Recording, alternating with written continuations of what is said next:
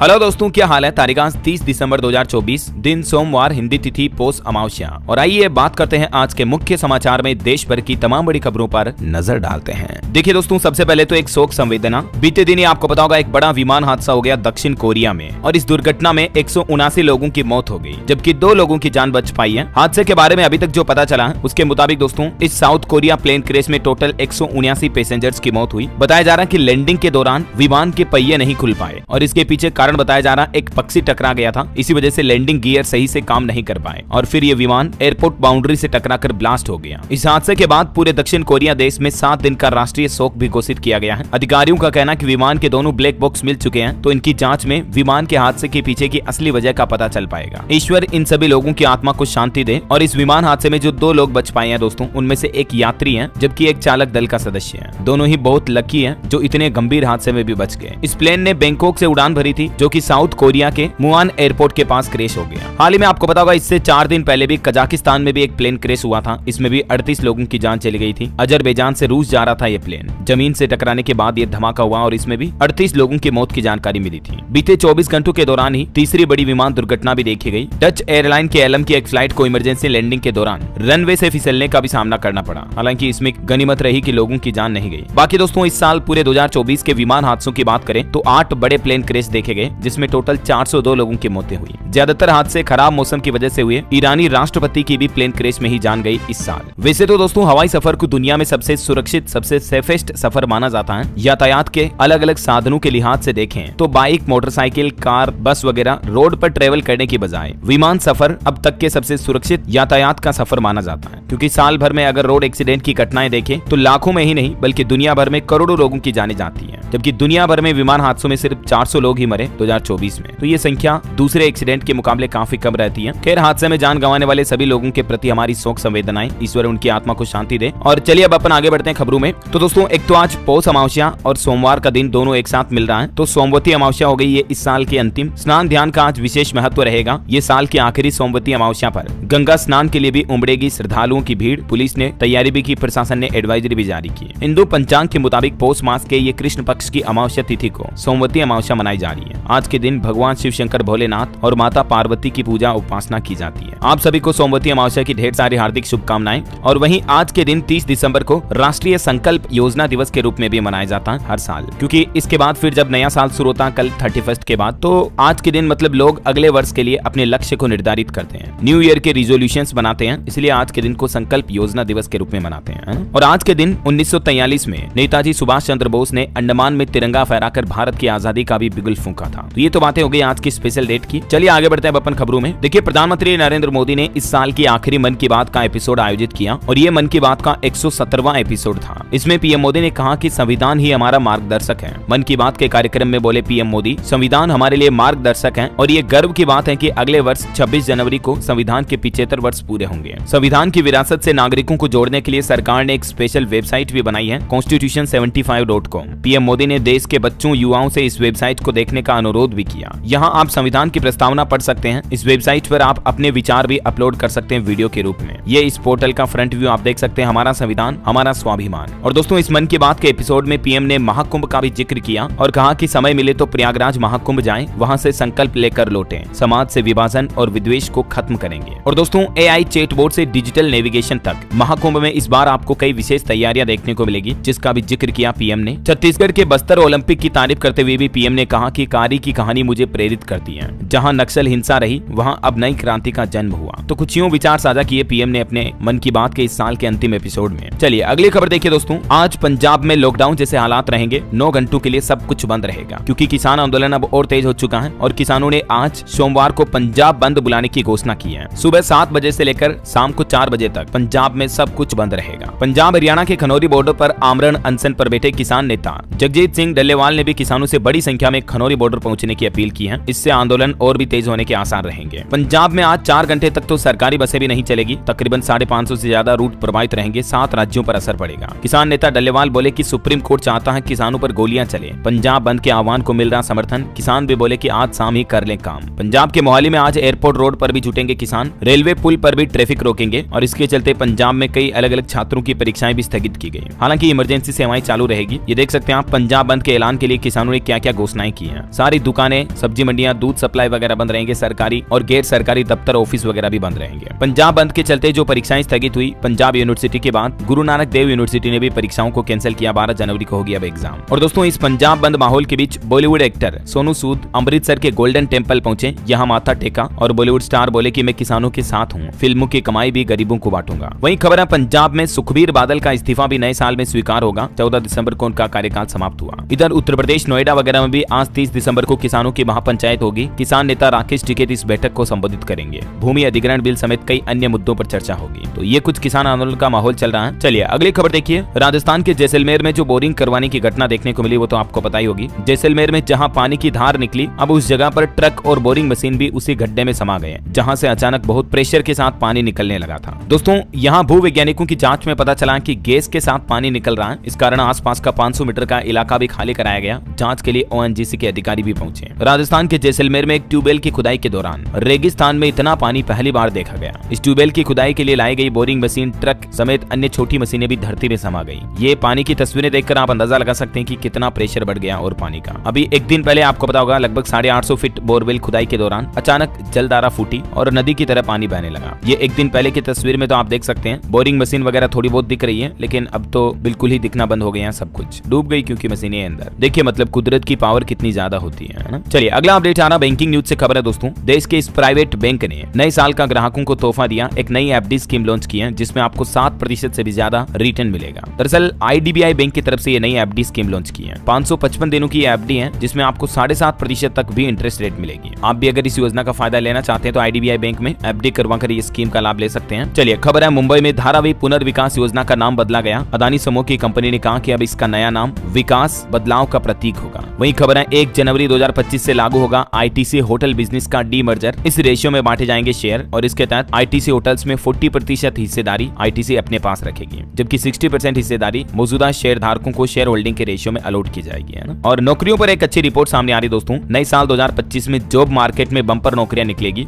AI यानी artificial intelligence समेत technology, health care समेत कई सारे सेक्टर्स में ज्यादा भर्तियां होगी। तो कहने का मतलब प्राइवेट कंपनियां भी अच्छी खासी हायरिंग करेगी, रिक्रूटमेंट आपको देखने को मिलेगी। 2024 के मुकाबले 2025 में ज्यादा कंपनियों में भर्तियां होगी। लेटेस्ट रिपोर्ट में डेटा सामने आए हैं। और इलेक्ट्रॉनिक सेक्टर को लेकर भी एक रिपोर्ट सामने आ रही है कि साल 2027 तक सिर्फ इलेक्ट्रॉनिक सेक्टर में भी 1.25 करोड़ से ज्यादा नौकरियां पैदा होगी। भारत का इलेक्ट्रॉनिक फील्ड इतना तेजी से बढ़ रहा है ना। और वहीं दोस्तों टाटा ग्रुप ने भी घोषणा की है अगले 5 साल में 5 लाख नई जॉब्स क्रिएट करेगा। टाटा सन्स के चेयरमैन चंद्रशेखरन की तरफ से यह जानकारी दी गई। अभी हाल ही में टाटा ने 7 से ज्यादा नए मैन्युफैक्चरिंग प्लांट्स का कंस्ट्रक्शन भी शुरू कर दिया है। और नववर्ष 2025 में भारत की विकास रफ्तार पर भी एक रिपोर्ट सामने आ रही है। डेलाइट के अनुमान के मुताबिक फाइनेंशियल ईयर 2025 में 6.8% रह सकती है भारत की जीडीपी। भू राजनीतिक घटनाओं से डोमेस्टिक डिमांड और एक्सपोर्ट पर भी असर पड़ेगा। चलिए अगली बड़ी खबर देखिए। सरकार ने एक चेतावनी जारी की है किराएदार और मकान मालिकों के लिए। कहा कि हर 12 डिजिट का नंबर आधार कार्ड नंबर नहीं होता है, इसीलिए किसी भी किराएदार को या किसी को भी नौकरी पर रखने से पहले उसका आधार कार्ड वेरीफाई जरूर कर लें। फ्री में आप उदय के पोर्टल के माध्यम से किसी भी अनजान शख्स का आधार वेरिफिकेशन कर सकते हैं, जिसके कुछ स्टेप्स भी आप देख सकते हैं स्क्रीन पर। सबसे पहले आपको इस पोर्टल पर जाना है। उसके बाद माय आधार सेगमेंट में आधार सर्विसेज के सेक्शन में वेरीफाई आधार नंबर का ऑप्शन मिलेगा। उस पर क्लिक करके आपको जिसको आप जॉब पर रख रहे हो, नौकरी पर रख रहे हो या जिसको कुछ प्रॉपर्टी किराए पर दे रहे हो, तो उनके आधार कार्ड का नंबर डाल के वेरिफिकेशन कर सकते हैं, ठीक है ना। इससे पता चल जाएगा कि हाँ बंदा जेन्युइन है या नहीं। या फिर आप एम आधार मोबाइल ऐप के जरिए भी ये वेरिफिकेशन कर सकते हैं। सिंपल यही स्टेप है, ठीक है। चलिए अगली खबर देखिए दोस्तों। साल 2047 तक भारत को विकसित राष्ट्र बनाना है, ये हमारा लक्ष्य है। देश के रक्षा मंत्री राजनाथ सिंह बोले कि हमें हमेशा अलर्ट रहना जरूरी है। मध्य प्रदेश के महू में अंबेडकर जी की प्रतिमा पर पुष्प अर्पित करते हुए रक्षा मंत्री राजनाथ सिंह ने विकसित भारत के विचारों को साझा किया। चलिए खबर आ रही जनवरी महीने में उत्तर प्रदेश, मध्य प्रदेश समेत देश के 7 राज्यों में भाजपा अध्यक्ष बदले जाएंगे। नया राष्ट्रीय अध्यक्ष फरवरी तक नियुक्त होंगे। 15 जनवरी तक 50% राज्यों में संगठन के चुनाव भी होने हैं। अच्छा, दिल्ली हाईकोर्ट का एक बड़ा फैसला देखिए। लड़की से शारीरिक संबंध बनाने के मामले पर हाईकोर्ट ने एक केस की सुनवाई करते हुए कहा कि सिर्फ शारीरिक संबंध बनाने का मतलब यौन उत्पीड़न नहीं हो सकता है। दिल्ली हाईकोर्ट बोला कि अगर किसी लड़का लड़की, महिला पुरुष के बीच फिजिकल रिलेशनशिप बने हो तो भी उसे यौन उत्पीड़न नहीं माना जा सकता। ये दोष साबित करने के लिए पर्याप्त सबूत होने चाहिए। और इस मामले के दौरान पॉक्सो एक्ट के एक आरोपी को भी बरी कर दिया। अब ये क्योंकि एक पॉक्सो का मामला था तो नाबालिग लड़की ने सिर्फ इस शब्द का इस्तेमाल किया, शारीरिक संबंध शब्द का, तो कोर्ट ने कहा कि ये साफ नहीं है। ट्रायल में ये निष्कर्ष निकला कि जब पीड़ित लड़की अपनी मर्जी से आरोपी के साथ गई थी तो फिर उसका यौन उत्पीड़न कैसे हुआ। कई बार होता ना, मतलब लड़कियां लड़कों को जानबूझ करके भी फंसा देती हैं। तो ऐसे मामलों को लेकर दिल्ली हाईकोर्ट की तरफ से ये बड़ा फैसला सुनाया गया। हमारे देश में जो पॉक्सो एक्ट है उसकी धारा 3 और 5 की परिभाषा क्या है ये भी आप देख सकते हैं। 14 नवंबर 2012 को देश भर में पॉक्सो पोक्सो एक्ट लागू हुआ था नाबालिग लड़कियों के यौन उत्पीड़न को रोकने के लिए ही। इस एक्ट में 18 साल से कम के सभी नाबालिग कानून में कवर किए गए हैं, है ना। चलिए अगली खबर देखिए। तेलंगाना हाईकोर्ट ने भी एक बड़ा फैसला सुनाया। कहा कि बच्चे की कस्टडी रखने वाला अकेला पेरेंट भी नाबालिग के पासपोर्ट के लिए आवेदन कर सकता है। मतलब माता पिता दो नहीं है, उनके केवल अकेला पेरेंट है, कोई माँ है या केवल पिता है, तो भी बच्चे का पासपोर्ट बन सकता है।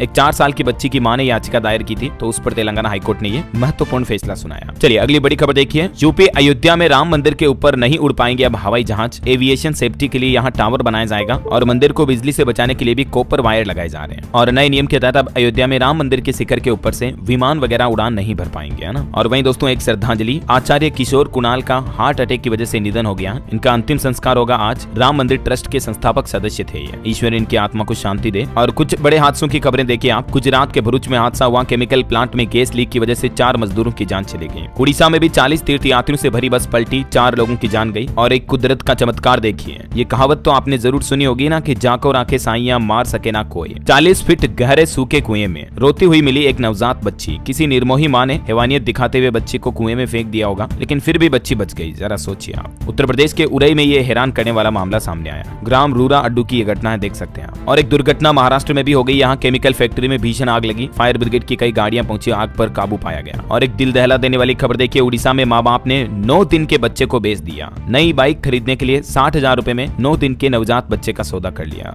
देखिए दोस्तों, मतलब क्या इन्हें माता पिता कहोगे, आप क्या कहोगे। उड़ीसा के बालासोर जिले की यह घटना है। एक और अत्याचार की ऐसी घटना कल महाराष्ट्र में भी देखने को मिली। किसी महिला की 3 बेटियां हो गई लगातार, तो पति ने पत्नी को जिंदा ही जला दिया। आग की लपटों में गिरी, सड़क पर दौड़ी पत्नी, ये देख सकते हैं आप। ऐसी घटनाओं को देखकर तो ऐसा लगता दोस्तों की मानो कलयुग आ चुका सच में। और वहीं राजस्थान के कोटपुतली की जो चेतना बोरवेल में फंसी हुई है, तो उसका भी रेस्क्यू ऑपरेशन अभी चल रहा है। बोरवेल में उतरी टीम ने यह भी दावा किया कि वो चेतना के काफी नजदीक पहुंच चुके हैं। 170 फीट गहराई में सुरंग खोद रहे हैं जवान। 7 दिन से 3 साल की मासूम बच्ची फंसी हुई है। बताया जा रहा है कि बोरवेल में गिरी चेतना को बचाने में प्रशासन ने 4 बड़ी लापरवाही की। 29 घंटे तक तो चमत्कार के भरोसे थे अधिकारी। ऐसी चूक की वजह से 6 साल में 40 से ज्यादा बच्चों की मौतें हुई, क्योंकि प्रशासन ने तुरंत आड़ी सुरंग खोदने का रेस्क्यू अभियान नहीं चलाया था। अभी दोस्तों 7 दिन हो चुके हैं, ना पानी की एक बूंद मिली, ना खाने को अन्न। आखिर किस हाल में होगी 7 दिन से ये चेतना, सोच कर ही डर लगता है यार। 3 साल की मासूम बच्ची। रेस्क्यू अधिकारियों का कहना है कि सुरंग के बीच कुछ पत्थर आ गए, इसलिए बच्ची तक पहुंचने में देर लग रही है। अब तो ईश्वर ही बचाए इस बच्ची को। 7 दिन की भूखी प्यासी मासूम। और मध्य प्रदेश के गुना में भी आपको पता होगा, अभी एक दिन पहले एक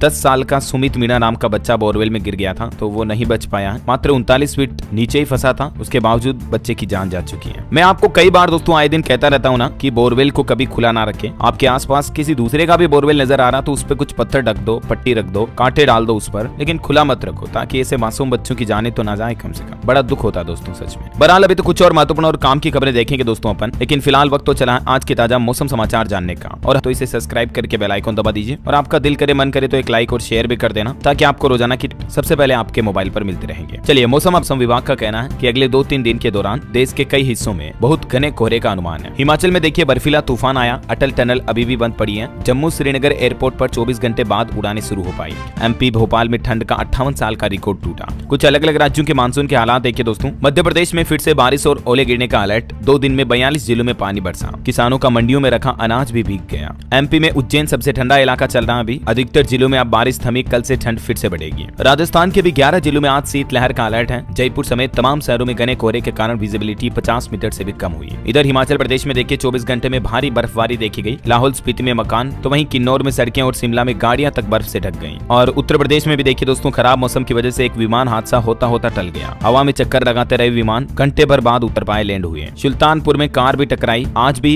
यूपी के 61 जिलों में घने कोहरे का अलर्ट है। तो जब भी ज्यादा कोहरा हो दोस्तों तो गाड़ी वगैरह धीरे चलाएं, हो सके तो ज्यादा कोहरे में घर से बाहर ना ही निकले तो बेहतर है। हरियाणा के भी देखिए 6 जिलों में धुंध और 11 जिलों में कोहरे का ऑरेंज अलर्ट है। हिसार में विजिबिलिटी 50 मीटर से भी कम चल रही है। झारखंड के 20 जिलों में आज बादल छाए रहेंगे, हल्की फुल्की बारिश भी हो सकती है। पंजाब चंडीगढ़ में भी गरज चमक के साथ बारिश की चेतावनी। नया पश्चिमी विक्षोभ एक्टिव होगा। 9 जिलों में शीतलहर और कोहरे का भी अलर्ट है। हिमाचल के भी 8 जिलों में शीतलहर की चेतावनी। और भी अगले 24 घंटों के दौरान मौसम की कुछ संभावित गतिविधियां आप देख सकते हैं स्क्रीन पर। ओके, और चलिए दोस्तों मौसम के बाद कुछ मार्केट अपडेट्स देख लेते हैं। तो देखिए 2 दिन की छुट्टियों के बाद अब सोमवार को आज मार्केट ओपन होने जा रहा है। स्टॉक मार्केट में 5 फैक्टर मार्केट को प्रभावित करेंगे, क्योंकि अभी यूएस मार्केट में भी गिरावट चल रही है। इस बीच देखते हैं आज इंडिया का स्टॉक मार्केट कैसा परफॉर्म करता है। हालांकि भारत की टॉप 10 कंपनियों में से 6 की वैल्यूएशन 86,848 करोड़ रुपए बढ़ी है बीते सप्ताह के दौरान। रिलायंस और HDFC टॉप गेनर रहे। SBI का मार्केट कैप 11,000 करोड़ कम हुआ। वहीं एक कंपनी डील पर खबर आ रही रही रिलायंस ने हेल्थ केयर कंपनी कार्किनोस को भी खरीदा। 375 करोड़ में डील हुई। कैंसर का पता लगाने और डायग्नोस करने का काम करती है ये कंपनी। चलिए मार्केट के बाद आगे बढ़ते हैं खबरों में। देखिए दिल्ली के पूर्व सीएम अरविंद केजरीवाल बोले कि भाजपा फर्जी वोटिंग कराना चाहती है। मेरी विधानसभा में 5000 नाम कटवाकर 7500 नए नाम जुड़वाने की तैयारी है। वहीं दोस्तों जम्मू वैष्णो देवी रोपवे प्रोजेक्ट के खिलाफ प्रदर्शन लगातार 5वें दिन भी जारी रहा। भूख हड़ताल भी जारी है। डिप्टी सीएम बोले कि 40,000 लोगों का रोजगार छिनेगा अगर ये रोपवे बन गया तो मतलब। वहीं खबर है मुंबई की काम्या ने अंटार्कटिका की माउंट विसेंट को फतह किया। सातों महाद्वीप की ऊंची चोटियां फतह करने वाली ये दुनिया की सबसे कम उम्र की महिला माउंटेनियर बन चुकी हैं। मेनी कांग्रेट्स मुंबई की काम्या कार्तिकेयन को। मात्र 17 साल की उम्र में इन्होंने महाद्वीपों की सबसे ऊंची चोटियों को फतह किया है। वाकई में इनकी हिम्मत और हौसले को जज्बे को सैल्यूट। चलिए खबर है कांग्रेस ने कहा कि पूर्व प्रधानमंत्री मनमोहन सिंह को गन सैल्यूट के दौरान मोदी बैठे रहे, परिवार को जगह नहीं मिली। भाजपा ने कांग्रेस के 9 आरोपों के जवाब भी दिए। वैसे अभी दोस्तों मनमोहन सिंह के मरणोपरांत उन पर राजनीति भी होने लगी है। नवजोत सिंह सिद्धू ने भी राष्ट्रपति को एक चिट्ठी लिखी। उसमें कहा कि राजघाट पर बने मनमोहन सिंह का स्मारक। इधर जम्मू के मुख्यमंत्री उमर अब्दुल्ला ने भी कहा कि नवयुग टनल का नाम बदलकर डॉक्टर मनमोहन सिंह टनल रखा जाना चाहिए। वहीं खबर है उत्तर प्रदेश में अखिलेश यादव बोले कि यूपी सीएम आवास में शिवलिंग है, खुदाई हो। भाजपा नेता सुब्रत पाठक ने पलटवार करते हुए कहा कि वहां मजार थी, हमारी सरकार आई तो खुदाई जरूर होगी। और आपको सावधान करने वाली एक बड़ी खबर बताता हूं। देखिए बेंगलुरु में एक और साइबर फ्रॉड की घटना देखने को मिली। टेक्निकल एक्सपर्ट के भी 1 करोड़ 30 लाख रुपए ठग लिए। आरोपियों ने टेलीग्राम ग्रुप के जरिए ऑनलाइन ट्रेडिंग करवाई और मुनाफे के स्क्रीनशॉट शेयर किए, फिर इस तरह से फंसाकर 1 करोड़ 30 लाख की ठगी की। मैं आपको कई बार बताता रहता हूं ना दोस्तों, इस तरह के स्कैम आजकल बहुत ज्यादा चलते हैं, तो आप जरूर सावधान रहें। हाई रिटर्न के लोभ लालच झांसे में ना आए। और यूपी के गाजीपुर में भी एक साइबर ठगों की घटना देखी गई। फेसबुक पर दोस्ती की पहले तो लड़की से, फिर महंगे गिफ्ट भेजने के नाम पर 2 लाख रुपए ठग लिए। 10वीं की छात्रा ये साइबर ठगी का शिकार हुई। उसने अपने पिता की जो जमा की हुई रकम थी धनराशि, वो साइबर ठगों को लूटा दी। पुलिस ने अभी लड़की के परिजनों की शिकायत के आधार पर मामला भी दर्ज कर लिया है। चलिए रेलवे से अपडेट आ रहा। अभी हमारे देश में 136 वंदे भारत ट्रेनें चल रही हैं, जिनमें से 62 ट्रेनों की शुरुआत तो अकेले 2024 में हुई। 3210 किलोमीटर का ट्रैक भी रेलवे ट्रैक पूरा इलेक्ट्रीफाई कर दिया गया, मतलब इलेक्ट्रिक ट्रैक बना दिए गए।